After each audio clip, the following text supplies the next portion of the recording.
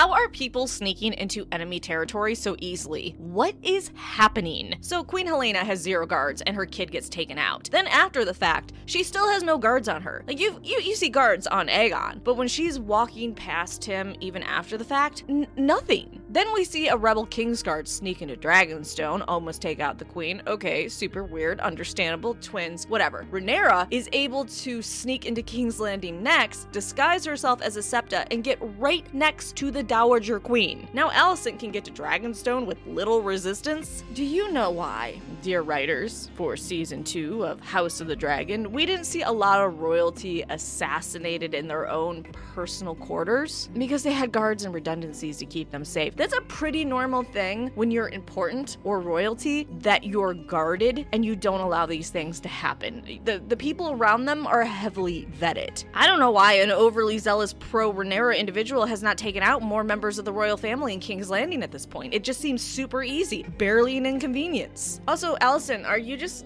gonna give up your kids, your grandkids, because you aren't getting the back claps you wanted? You aren't the center of attention anymore? What is happening with Alicent's character? She's either taking a bath, complaining, betraying her own family, or contemplating just ending it all. Oh, I'm sorry, she also takes relaxing vacations to kind of decompress about her life and what's going on in the middle of a fucking war she helped start. The changes to Alicent from book lore have been really bad, just the worst. Normally I like comparing show to book changes. I think it's a lot of fun to compare and contrast and to talk about like, why did they do that? Does it make the story better? Does it make it worse? Was there a reason behind it? They just butchered Alicent's character. Just absolutely butchered it. And it probably started with de-aging her to make her besties with Rhaenyra. I did really like Rhaenyra laying into Alicent finally after all those years of abuse and just taking her BS to finally let her know, hey, you're actually a horrible person and you did a lot of horrible things, and I don't understand now how you think you can do all those years of abuse, betray me and my father, and then think you can have your cake and eat it too. This is not how life works. I don't even know how Alicent thinks that Aegon can live after everything, even though he's a broken person. No, he's still capable of talking, to making commands. He's not completely broke. He's in the dark. No, he's depressed. He's gonna get better. Yeah, he's always gonna be very different due to his injuries and everything he went through, but he can still rule based on his current condition. I just don't know how Alicent thinks that she can take Aegon, Helena, and Jaehaera and just go off. Are you gonna go to Essos and live your best life? I think this is very hilarious, by the way, that she doesn't give 2 shits about Aemon. She's talking about her other 2 kids and her grandkid and nothing. Like, hey, Aemon's gonna be gone. I'm gonna throw him under the bus. You come in, he's gonna come back with Vhagar, jump his ass, just end him. But, you know, my 2 favorite kids and my grandkid will be all the way over here, so it's fine. It's cool. Just go for it. Aemon trying to get Helena to ride her dragon to fight makes 100% sense. He just saw Rhaenyra has a bunch of new dragon riders. He's in panic mode. He needs more capable dragon riders on his side. And yeah, his younger brother just took his first flight with his dragon, but that's an inexperienced young dragon. He needs a dragon that's been around for a long time. But, you know, it's Helena. She's not a fighter at all, and Alicent said, you're gonna break her mind. She can't handle this. I really hope at this point Aemon's kicking himself that he took out one of his side's dragon riders. Aemon, you could have just poisoned Aegon after the war. With how easy it is to sneak into places of enemies, I'm sure poisoning Aegon would have been super easy for you, especially being in his inner circle. You have to learn patience, my guy. Now, I think the scene between Aemon and Helena puts to bed the rumors that Aemon and Helena were a thing and that Helena's kids are actually Aemon's, not Aegon's. This wasn't the behavior between 2 individuals that have been screwing behind their brother's back. So I wonder how the people that are pro Aemon Helena are going to respond to this and how they're gonna sort of twist the scene to be like, oh, no, definitely those kids were still Aemon's. It's just right now they're having a lover's spat, you know? Her lover wants her to go to war and horrifically burn people to death, and she just doesn't want to. I was shocked that Helena just went right into a prophecy and just spelled out stuff beat for beat, because we were told by the showrunner, hey, Helena's prophetic abilities aren't that she sees exactly what's happening. Sometimes she doesn't even know what's her prophecies or what is happening in her prophecies is until the event is happening. But here we see, no, she is just 100% seeing the future. So it's not even vague or her being confused or her doing a cryptic sort of message about what she saw. No, in total clarity saw what happened. Completely contradicts what we were told was her abilities. Now, Daemon's visions were intense. Who knew prophetic visions, though, could have such bad CGI? So the sequence was Bloodraven, the three-eyed crow / raven, depending on what medium you're going by, bad CGI other, dead people and dragons, drowning Daemon, the comment from the main series, and Dany hatching her dragons. It was an interesting sequence of events. Bloodraven isn't born yet in this show's timeline, but he is a Targaryen great bastard that basically orchestrates things to get people in the right place at the right time in the main series to end the threat of the others. So him being shown is important. Also, I think them just doing a sneak peek of A Knight of the Seven Kingdoms / Dunk and Egg, the spinoff, and he'll be in it, so they wanted to show like, hey, this guy, super important, keep an eye out for him. I'm not sure if the vision of Dany is just pure them saying, hey, Dany is the prince that was promised, because her coming to Westeros with dragons did help stop the undead army, and they probably wouldn't have been able to defeat them without her. And you can say that Arya killing the Night King would never have been possible without Dany being there or Jon's efforts. And maybe the Song of Ice and Fire is just that Dany Fire was needed along with Jon Ice united to take down and get people in the right place to stop the others. So I don't necessarily think Arya killing the Night King was her being the prince that was promised. I think that it just was the person, the right tool being put in place by the efforts of Targaryens, Jon Ice and Dany Fire, working and moving people places. And I think that is when I was doing Targaryen lore videos way back in the beginning of my channel.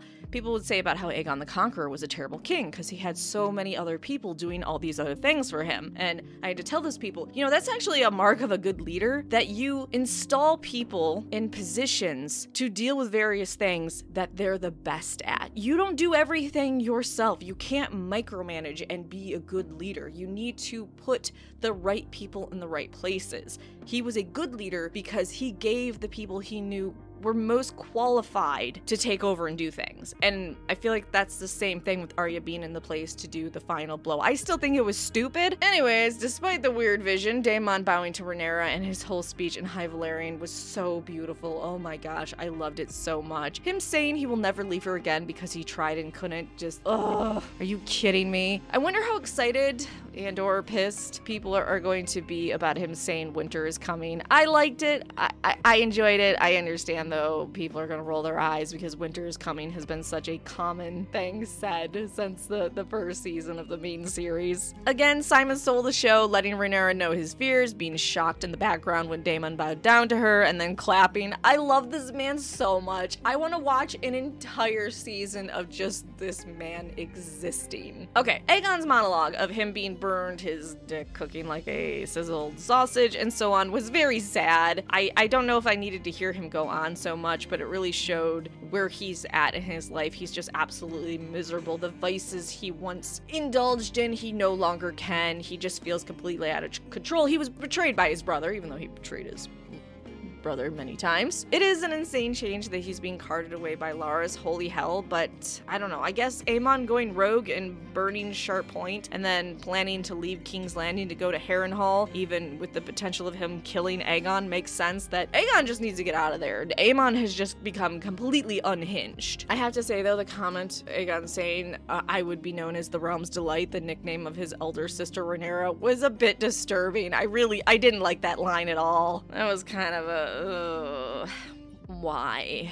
Hey, with the Corlys scenes, are we finally going to see the man known for his sailing ability and adventures on sea on a motherfucking boat? Amazing. My god, they made me afraid that if we actually get a Sea Snake spinoff, we'll never see him on a boat. It'll just be him constantly on the dock, doing random NPC dialogue. I'm not sure how I feel about him renaming his famous boat the Sea Snake to the Queen Who Never Was, but nice to show more emotion from him about his dead wife. Would be nice for him to talk a little bit with Rhaenyra about his kids and wife and certain things that went down, but whatever. We had to eliminate 2 episodes because Zaslav, the worst owner ever, needed to reduce budget. Jace and the Dragon Seeds. Jace was really giving off Jon Snow vibes this episode with his hair and pouting. He really has been useless this entire season. He got one great moment in the very beginning with the North and Cregan, and since then just sulks around. Super waste of a character. Not sure if this is an unpopular opinion. I'm assuming it is. I just don't like Ulf.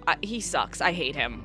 what a buffoon. Even small folk have a healthy fear of royalty. This guy just, it's a poorly written character. Poor Hugh. I really wish he'd go into depth about his heritage with more people. Finally, the end montage, so we're finally getting to war next season. You know, the thing they teased at the end of season 1. Is season 3 just going to be more sneaking into enemy territory and having talks? Because they seriously gave us blue balls this season. They really fumbled this. I'm kind of really tired of Rhaena and her running around and having her wide-eyed look, and she was wasted as well. They really should have had the same actress. I think her name is Bethany Antonio, the lady that plays Bela. She should have played both characters. It's just bad. The actress that plays Rhaena just is a very bad actress, and I'm hoping she improves next season. I'm also hoping that this isn't the dragon she ends up riding, and instead it's a dragon that hatches from one of the eggs she's taking care of. But I don't know what other sort of lore decisions they're going to make in season 3. So I'd say that this finale definitely did not stick the landing. It was pretty bad. I'm disappointed about decisions they made, not even from being a lore book snob of, oh, I like this more, because really I don't. What I care about is comparing and contrasting the difference between book and show and seeing what changes more so made sense or helped the plot better or just gelled better with everything versus a one-for-one, blow-for-blow retelling. And also with the lore, you know, it's from different perspectives. People wrote it that were very removed from the time that history happened. But a lot of changes they made in the show, and especially in the finale, it's been bad, and I'm a bit disappointed. But like, subscribe, let me know what you thought about the finale and the entirety of season 2 in the comment section down below.